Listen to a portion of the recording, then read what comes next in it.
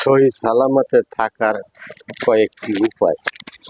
সহি সালামতে থাকার কয়েকটি উপায়, যেমন স্বইচ্ছায় নামাজ আদায় করা, 5 ওয়াক্ত নামাজ পড়া, নিজের ইচ্ছায়। কেউ বলে দেবে না যে নামাজ পড়েছো। স্বইচ্ছায় যখন নামাজি হবে তখন সে বুঝতে হবে যে আল্লাহর প্রিয় বান্দা হয়েছে।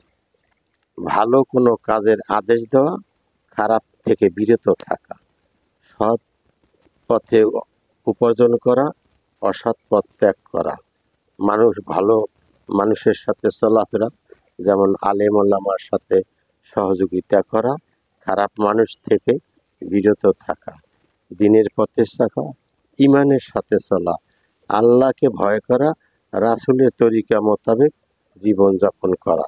এই ধরনের চরিত্র যখন গঠন করতে পারবেন, বুঝতে পারবেন যে আপনি আল্লাহ হয়ে গেছেন ইনশাআল্লাহ।